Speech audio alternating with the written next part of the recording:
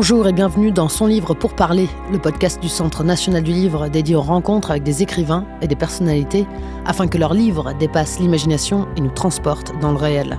Accords, désaccords, on aime souvent quand ça mord. Le Centre national du livre soutient les écrivains et leur volonté de comprendre le monde, ça a des raisons, et la nôtre. C'est parti.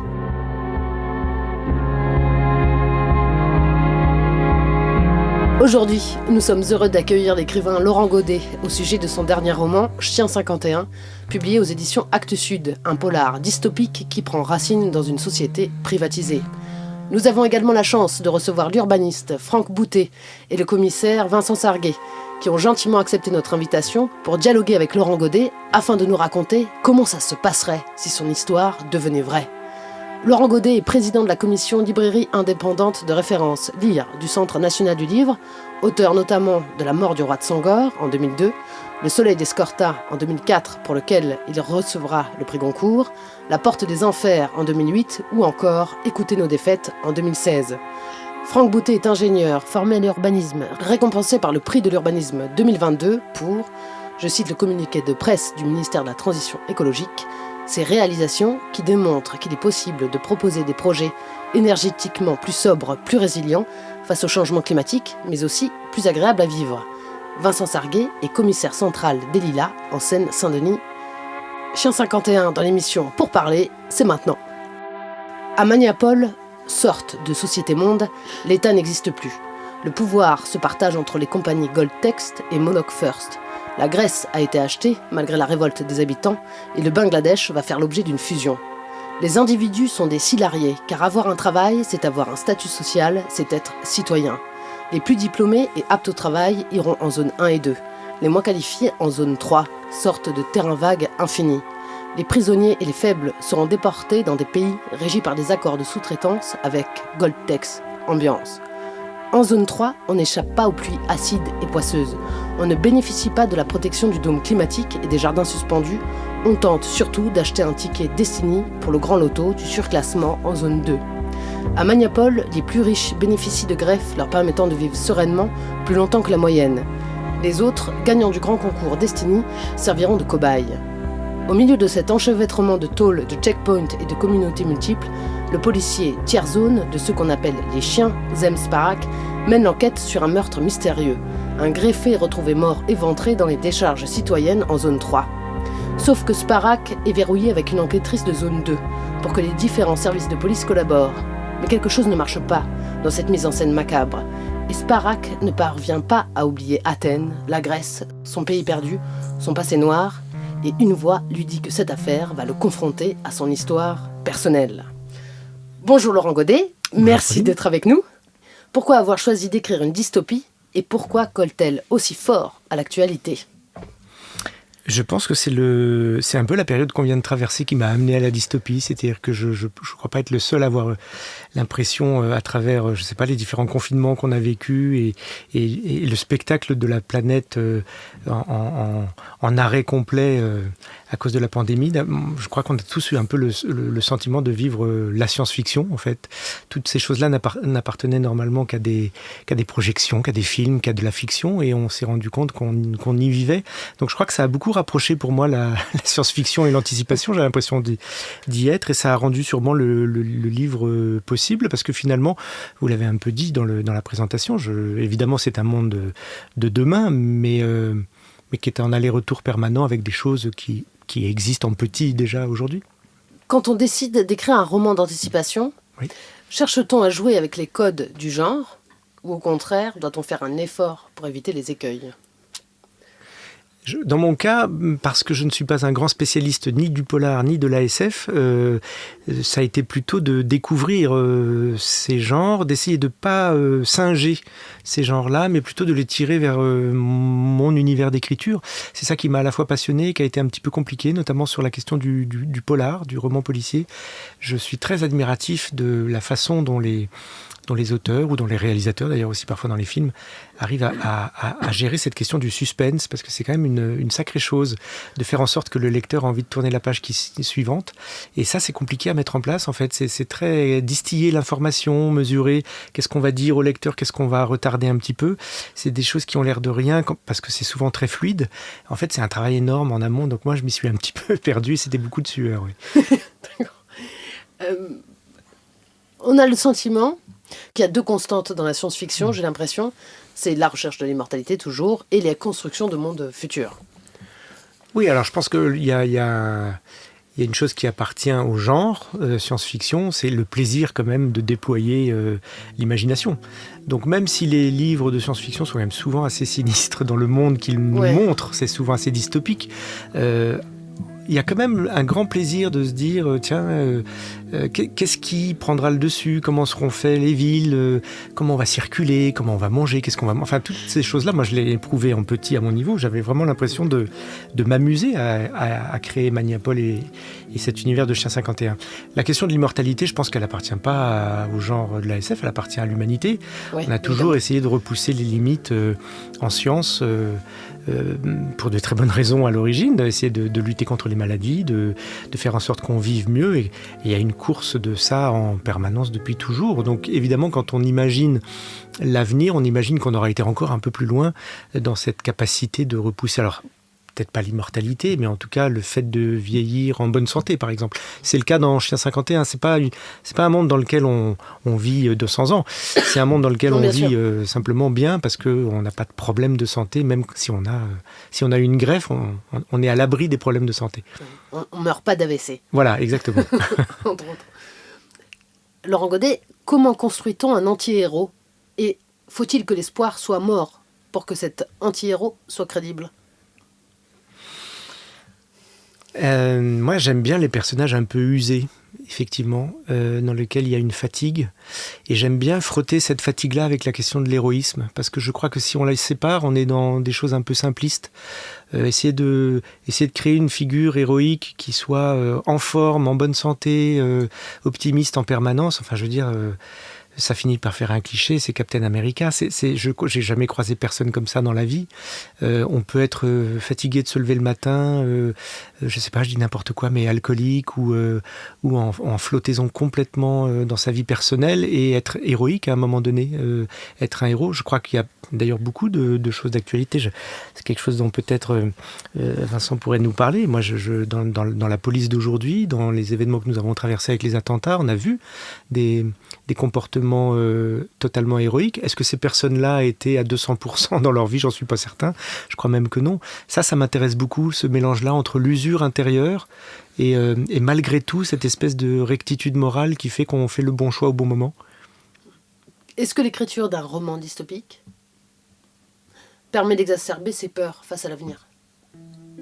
Oui, je pense. Alors ça, je pense. On m'a beaucoup dit, oh là là, mais qu'est-ce que c'est sombre ? Est-ce que vraiment vous pensez que demain, ça va être aussi terrible que Chien 51 ? Je comprends cette réaction de lecteur qu'on peut avoir au livre. C'est vrai que le livre est sombre. Mais je crois que justement, c'est parce que... D'abord, il y a un côté jeu. Je crois que c'est un jeu. Quand on lit un roman de SF, on sait aussi que c'est pour voir. Est-ce que c'est ça ? Effectivement, on joue un peu à la boule de cristal. Est-ce que ce sera comme ça ou pas ? Donc, il ne faut pas gommer le côté ludique. On sait que ce n'est pas forcément comme ça que sera demain, je l'espère. Et puis, c'est sûrement aussi une manière, pour moi, qui suis celui qui l'écrit, de montrer mes inquiétudes du moment. Alors, effectivement, dans Chien 51, il y a des choses qui me tourmentent en tant que citoyen. C'est-à-dire que je me demande effectivement si on va réussir à résoudre la question faire en sorte que les questions d'environnement ne recoupent pas une nouvelle lutte de classe sociale, en fait. Et je n'ai pas de réponse à ça. Ça m'inquiète beaucoup parce que ça serait triste qu'il en soit ainsi, évidemment. Mais bon, c'est une des questions que je me pose et effectivement que je mets dans Chien 51, puisqu'il y a cette question de la zone 3 qui n'a pas de dôme climatique et qui prend les rafales de tempêtes en permanence. En pleine figure. La Grèce incarne-t-elle le paradis perdu, sorte de démocratie dissoute dans les fusions-acquisitions ? Alors la Grèce, dans le livre, pour moi, elle incarne deux choses. Elle incarne j'avais envie que le lecteur y rentre c'est un événement qu'il connaît. La crise de la dette grecque, on sait que ça a eu lieu, donc on est dans le réel. Et de jouer avec ça, il y a un socle commun. Et puis ensuite, moi, par l'imagination, j'emmène le lecteur dans l'anticipation et un autre monde. Mais c'était important pour moi qu'il y ait un point où on peut dire, bah oui, ça c'est vrai. Donc on voit d'où vient ce personnage principal, puisque lui, il est athénien et il a vécu ce moment-là. Simplement, ça s'est pas passé comme ça s'est passé dans la vraie vie. Mais elle est là aussi parce que cette Grèce, elle est là aussi parce que ça me permet de mettre dans le roman une géographie qui est la mienne, qui est la géographie de la Méditerranée. J'ai beaucoup écrit dessus. Alors c'est souvent plutôt du côté de l'Italie, mais d'une certaine manière, peu importe. C'est la Méditerranée, c'est cette lumière. Ça me permettait d'amener dans le livre qui est sombre, quelque chose que j'aime, et quelque chose qui est du côté de la lumière pour moi. Même si la Grèce dans le roman va mal, souffre, est tordue par la violence d'un rachat comme ça, mais malgré tout, c'est des paysages, c'est des terres où moi j'y mets mon amour pour ces lieux, quoi. Y compris d'ailleurs pour une certaine magie, parce qu'on en parlera peut-être avec Franck tout à l'heure, mais le petit passage dans le livre sur Delphes, c'est aussi tout simplement une interrogation sur ces moments-là où les hommes sont capables de poser dans un paysage, alors une architecture. Delphes, c'est quand même d'abord une architecture qui non seulement respecte ce qui entoure le temple ou le théâtre ou le monument, mais c'est même au-delà. C'est pas que respecter la colline et les arbres, c'est prendre en compte, je vais vous paraître un peu bizarre, mais la magie du lieu, comme s'il y avait quelque chose de tellurique à Delphes, et que les hommes qui ont posé des pierres à cet endroit-là le savaient et le célébraient en fait. Et moi je trouve que ces lieux-là ont une force inimaginable. Je parle de Delphes, mais je pourrais parler de certains endroits en Sicile où c'est la même chose. C'est-à-dire que tout d'un coup on sent qu'on a été humble dans notre geste, nous hommes, et que c'était pour célébrer ce qu'on sentait vibrer autour. Ça c'est très beau. Bien, merci Laurent Godet. Bonjour Franck Boutet, merci d'être avec nous également. La société décrite par Laurent Godet, à savoir la privatisation d'une société qui ouvre donc la voie à un aménagement des territoires sans régulation, vous semble-t-elle plausible ? Alors, question pas facile. Est-ce qu'elle semble plausible ? Malheureusement, peut-être que oui. Je pense qu'en Europe, on est préservé, quand même. Ça ne me semble pas plausible en Europe. Par contre, il y a quand même d'autres territoires où on voit des villes s'organiser, très privatisées, autour du concept de Smart City, où tout est instrumenté, tout est sous surveillance, il y a des caméras partout, on sait exactement qui est où, qui fait quoi, quand, quasiment ce qu'il a dans son réfrigérateur, ce qu'il n'a plus, parce qu'en fait, il y a l'idée aussi de pouvoir être livré en permanence comme ça dès qu'il manque quelque chose, donc c'est à la fois la surveillance et le commerce. Et ça, il y a quand même des acteurs qui sont à la manœuvre, qui imaginent des villes comme ça, dans le désert.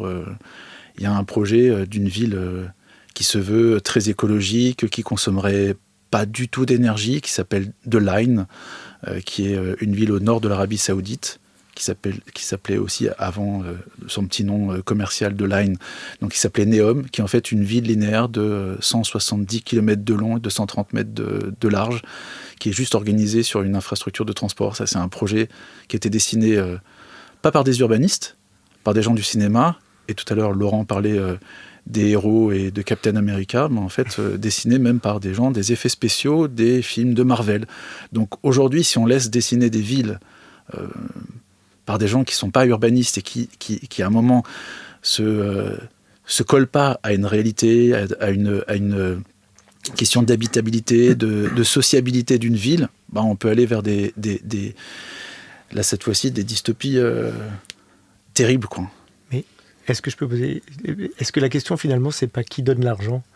Parce qu'évidemment, le projet naît de celui qui finance. Donc je ne sais pas si là, dans ce cas-là, c'est l'État ou si c'est déjà des sociétés privatisées, mais c'est vrai qu'on peut très bien imaginer que le projet ne soit pas le même. Construire une ville pour une entreprise, ce n'est pas la même chose que pour un État.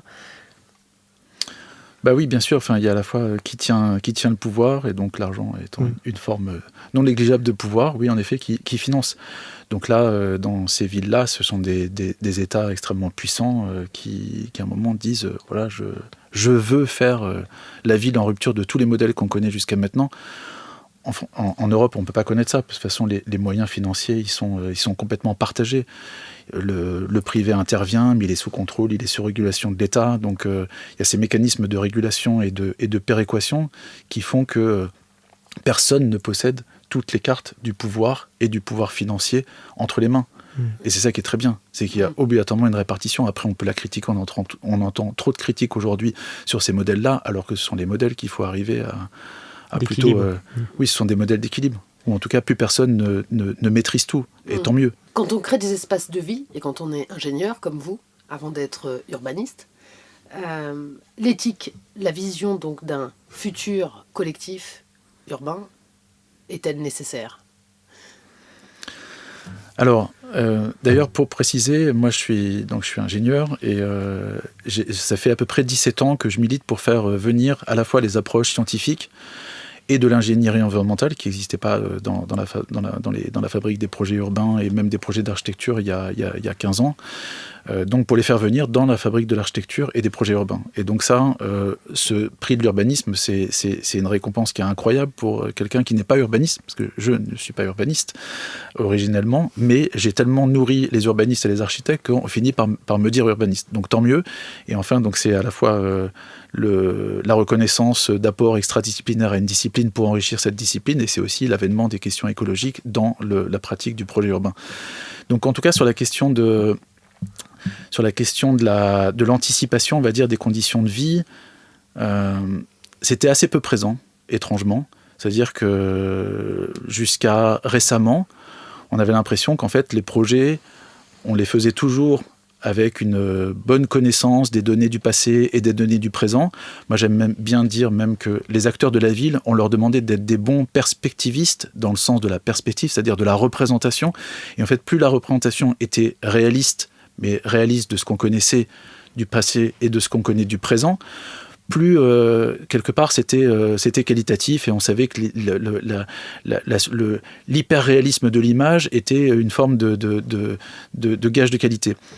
Ça a complètement changé, c'est-à-dire que même, en fait, et ça c'est vraiment d'ailleurs lié aux enjeux écologiques, c'est-à-dire que quand on se dit, bon, le changement climatique, il est en cours, plutôt que de dire qu'on va mettre tous les moyens pour éviter que le changement climatique n'arrive, ce qui était encore le cas jusqu'à il y a 5 ans, là maintenant on dit non, le changement climatique est en cours, donc il faut s'adapter à un futur qui est du coup évidemment par définition inconnu, mais dont on peut approcher une forme de réalité par la scénarisation. D'abord par les apports scientifiques, c'est-à-dire que quand on regarde un rapport du GIEC, ça nous dit à peu près ce qui risque de se passer en 2050, 2070. Bon, après, on ne fait pas de prospective au-delà de 50 ans dans le monde scientifique, mais on fait des scénarios d'ailleurs. On construit des scénarios sur l'avenir. On ne peut pas construire des images déterministes de l'avenir, donc on construit des scénarios, et à partir de ces scénarios, on peut imaginer sur quelle trajectoire on va aller. Est-ce que finalement on va réussir à s'entendre et être plutôt sur une trajectoire optimiste, ou est-ce qu'on va être sur une trajectoire pessimiste parce que personne ne va s'entendre et on ne va jamais réussir à lutter contre le changement climatique. Donc dans la scénarisation du GIEC, il y a le scénario à plus 1,5 degré, plus 3 degrés, plus 5 degrés, etc. Et donc ça change considérablement la donne. C'est qu'une fois qu'on accepte que les changements sont présents, il faut s'adapter à un futur qu'il faut essayer de connaître le mieux possible. Et donc tout à l'heure je disais, en fait, les acteurs de la ville jusqu'à maintenant, ils étaient plutôt des perspectivistes dans le sens de représenter de façon la plus réaliste possible les données du passé et les données du présent. Aujourd'hui, il faut qu'ils deviennent des prospectivistes. C'est pour ça que ça m'intéresse énormément de discuter avec des personnes comme Laurent, parce qu'il faut devenir prospectiviste, c'est-à-dire qu'il faut imaginer un futur en acceptant à la fois l'indéterminé, donc construire en fait les scénarios les plus probables en étant persuadé que de toute façon ce ne sont pas des images déterministes. Et donc ça change considérablement la donne, parce qu'en fait il faut construire, même en urbanisme, des trajectoires pour aller vers, mais en intégrant la capacité d'ailleurs de bifurquer, de revenir en arrière, donc en intégrant les actions correctrices dans la façon de fabriquer le projet. Et ça change vraiment les choses. Laurent Godet, vous souhaitez intervenir ? Ben oui, parce qu'en même temps, ça me passionne, mais est-ce qu'en même temps, il n'y a pas un paradoxe qui fait que plus on réfléchit à demain et plus finalement on se rend compte que hier avait déjà exploré ces choses-là. Alors c'est pas du tout dans un discours passéiste, mais je sais que vous êtes intéressé par l'intégration de la problématique du vent dans les villes, par exemple, enfin de l'aération d'une manière générale. Et je repensais à certaines constructions en Europe comme, je sais pas moi, en Andalousie, l'utilisation du patio, l'orientation des bâtiments. On a l'impression que finalement, c'est un savoir qu'on a perdu au fil du temps. La question de l'aération à l'intérieur d'une construction humaine et qu'on va peut-être fortement devoir réinvestir. Mais au fond, le passé peut continuer à être une sorte de cartographie dans laquelle il y a des éléments, non ? Ah oui, bien sûr. Mais tout à l'heure, on parlait de la Méditerranée.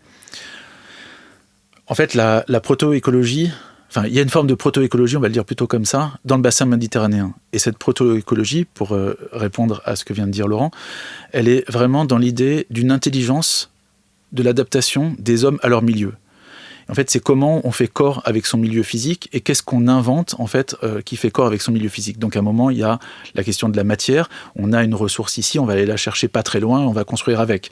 On sait qu'il va faire chaud, donc on va construire des formes urbaines qui se rafraîchissent avec le vent. Il n'y en a pas beaucoup. Il y a Korčula, dans une des îles en Croatie, dont le noyau ancien a été vraiment dessiné avec les vents.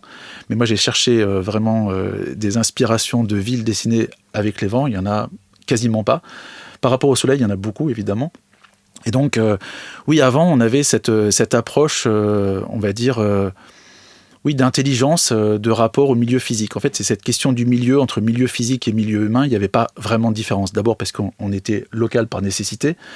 En fait, c'est surtout qu'on a perdu ces savoirs. Donc, quand je suis en train de dire il faut arriver à entrevoir demain, c'est évidemment pas en oubliant le passé, mais c'est réinterpréter, moi j'aime bien dire ça d'ailleurs dans les projets qu'on fait, en fait on réinterprète des dispositifs vernaculaires, donc des choses qu'on peut trouver localement, des formes d'habitat qui sont vraiment en rapport avec un milieu, donc on se protège on se protège du vent, ou au contraire on utilise le vent, on se protège du soleil en construisant une forme particulière, ou au contraire on va chercher le soleil, on se met à l'aval d'une végétation parce qu'il y a le vent qui va passer là, et que du coup, passant dans la masse végétale avec l'eau, donc on fabrique du frais, et donc on va se mettre derrière la masse végétale rafraîchie parce que ça va fabriquer une veine de vent rafraîchie. En fait, tout ça, ça existait. Moi, je passe mon temps à identifier ça sur les territoires où on intervient, à essayer de leur redonner une modernité, parce qu'évidemment, il faut faire corps avec les réglementations contemporaines, avec les matériaux contemporains, avec les mécanismes de financement contemporains et avec les règles de fabrique urbaine contemporaines, pour arriver finalement à donner une nouvelle modernité à ces dispositifs d'intelligence, on va dire, d'adaptation au milieu, ou ces dispositifs vernaculaires, si on veut utiliser ce mot-là. Donc oui, c'est un lien permanent entre passé, présent, futur, mais en tout cas, la scénarisation, elle n'existait pas avant. Aujourd'hui, donc faire venir la scénarisation, que ce soit par les scénarios des scientifiques et des chercheurs, ou les scénarios d'ailleurs des romanciers, des écrivains. Donc il y a Laurent, mais il y a aussi il y en a d'autres. Il y a aussi Norek dans Impact. Alors là, par contre, le Impact, c'est vraiment noir, parce que là, Laurent disait il y a quand même un jeu. Ouais. Dans Impact d'Olivier Norek, il n'y a pas de jeu. Ce qu'il décrit, c'est la noirceur du monde contemporain. Enfin, tout est basé sur des événements qui ont existé ces 20 dernières années. C'est terrible, mais il faut absolument lire Impact quand on intervient, pour comprendre les enjeux écologiques aujourd'hui. Franck Boutet, avez-vous pensé aux villes du futur dans 100 ans, voire 200 ans ? Non, pas vraiment. J'ai pas imaginé une société du futur où, par exemple, j'ai pas un projet de ville du futur. C'est quelque chose qui me travaille régulièrement. Je me dis, ça serait bien qu'on fabrique nos propres utopies urbaines, mais ce qui est en fait un vieux rêve de tout le XXe siècle. Autour du mouvement moderne, il y a toutes ces recherches d'utopie. Et en fait, moi, j'aime bien faire presque le contre-pied, c'est-à-dire plutôt fabriquer des hypertopies. En fait, ce sont plutôt des hyperlieux à partir d'une situation réelle. Comment, quand on les projette dans un... Il faut pas non plus parler... On ne fait pas des villes que pour le futur, donc attention à cette approche de la prospective. C'est pour ça que j'aime bien plutôt l'idée de construire des trajectoires, parce qu'il faut évidemment que les bâtiments, les villes soient agréables, vivables, plaisants, poétiques pour aujourd'hui et pour demain.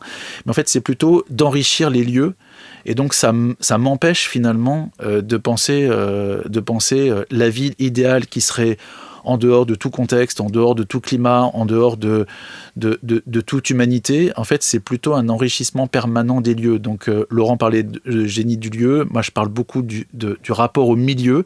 Donc, c'est comment on va comprendre les qualités de ce milieu, qu'il soit milieu physique ou milieu humain, et comment on l'enrichit, comment on le projette dans le futur. Donc, en fait, nos projets et mes pensées sont toujours hyper situés et hyper contextuel. Du coup, j'arrive pas à penser. Enfin, j'ai même essayé de m'imaginer la ville et la forme de la ville dans Chien 51.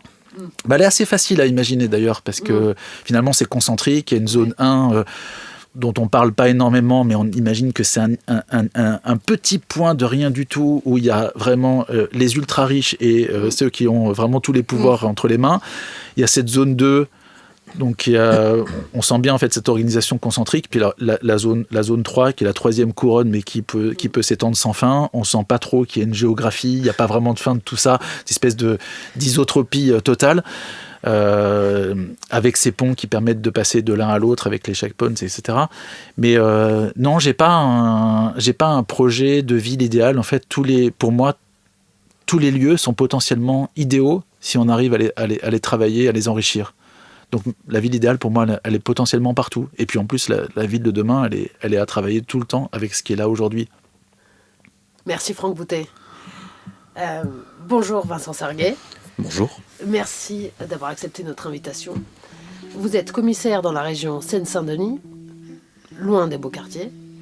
Dans Chien 51, l'officier de police Zem Sparak est comparé à un chien car il se situe dans un territoire de zone 3. Quand on travaille dans une zone dite difficile, faut-il connaître tous les plans urbains pour saisir les rapports de force ? Quand on est flic, il faut connaître sa ville et il faut y vivre, même si on n'y réside pas complètement pour des raisons de sécurité qui sont évidentes. Mais il faut la connaître, il faut connaître les us et coutumes, les habitudes, la population, les populations, puisque nous avons affaire, pour ce qui est de la Seine-Saint-Denis, comme beaucoup de villes de banlieue parisienne, à des communautés. Et puis, les choses se font au fil du temps par l'apprentissage, mais la topographie, puisqu'on va parler clairement de topographie, oui, il faut la maîtriser. C'est la connaissance de la ville, la connaissance des immeubles, d'un plan, une connaissance physique réelle de la ville, il faut l'arpenter. Ah ben moi, c'est un point qui on parle parfois du côté anticipation dans la structure de la ville. Pour moi, il n'y en a aucune. C'est-à-dire que, et je n'ai pas une vision paranoïaque d'aujourd'hui, mais simplement c'est vrai que, je crois que c'est vrai de toutes nos grandes capitales européennes d'ailleurs, il y a une répartition territoriale de la réalité sociale.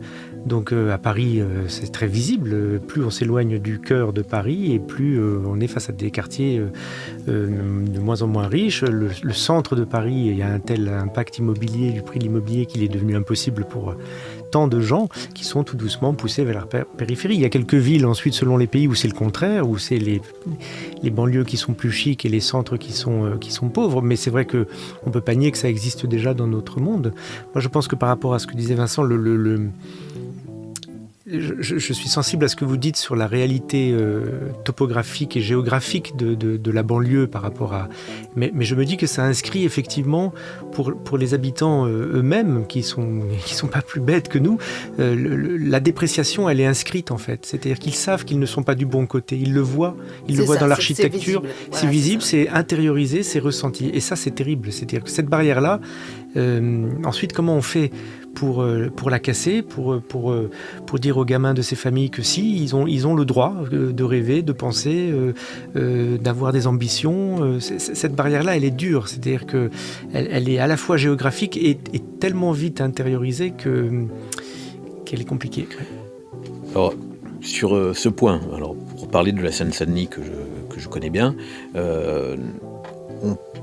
je peux vous rejoindre, mais nous avons quand même quelque chose, un élément qui est incontournable, c'est que le département est depuis longtemps en rénovation urbaine, et cette rénovation urbaine a entraîné une gentrification de nombre de quartiers. On peut pas dire que la Seine-Saint-Denis est un périmètre uniforme. On ne peut pas parler de ce qui se passe à la porte de la Villette, on ne peut pas dire que Noisy-le-Grand est concerné. D'un côté à l'autre, c'est-à-dire que nous avons quand même des îlots où le vivre ensemble est bien installé, on a des endroits où l'accession à la propriété a été privilégiée, et il y a une rénovation urbaine de quartiers entiers qui est en cours, et l'avenir nous dira ce que ça deviendra. Vous n'êtes pas Zem Sparak, Vincent Serguet. Non.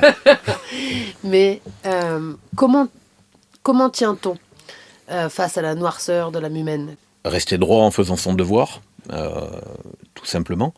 La majorité des policiers qui servent, bon, je vais parler de ceux que je commande et de ceux que je connais en Seine-Saint-Denis, sont des héros du quotidien, sans le savoir.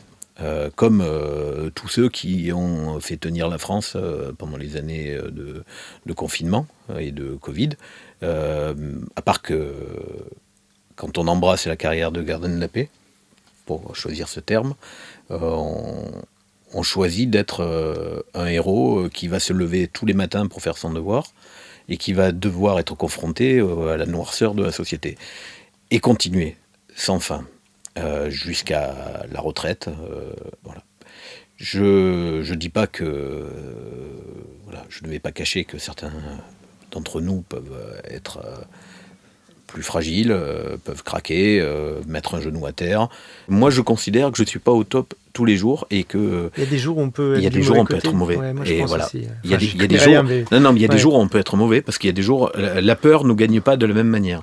Moi, il y a des situations sur lesquelles j'ai senti que j'avais une jambe qui se mettait à trembler par rapport aux échanges radio, quand la situation commence à tourner, à monter en pression et qu'on sait qu'on arrive sur une affaire délicate. Voilà, je veux dire, moi je suis pas au top. Il y a des jours, je gère pas mon stress de la même manière. Et je suis pas formé pour le gérer. C'est-à-dire que après, histoire de sophrologie, respirer, etc. Donc, voilà, vous avez une tête, des bras, vous êtes chef, vous commencez à réfléchir, vous parlez à la radio, faites ci, faites ça, positionnez-vous là. Je veux dire, c'est super compliqué. Là, il y a des jours où on est bon, il y a des jours où on n'est pas bon. Il y a des jours où on peut être violent, et il y a des jours où on peut être violent parce qu'on a un effet tunnel et se tromper de cible, et le lendemain on va avoir la bonne réaction. Qui calme tout le monde. Et voilà. Et on peut avoir les gens qui sont rentrés dans le Bataclan, le lendemain ils rentraient peut-être pas. Pas les unités spécialisées, parce que les unités spécialisées sont préparées. Quand tout le monde parle du commissaire de la BAC 75N, il rentre, peut-être qu'il aurait été bon le lendemain, mais pourquoi est-ce qu'il réagit Voilà. Je veux dire, c'est une question que j'ai. Parce qu'ils sont pas prévus à l'époque. Aujourd'hui, on a les instructions, mais à l'époque, on doit figer la situation sur ce genre de choses. Et là, ils enfreignent une règle opérationnelle, d'une certaine manière. Dans votre monde, on sait qui c'est, le gars ? Moi, je le connais, oui. Oui, d'accord. Oui. C'est quelqu'un que j'ai connu comme... Oui. Oui.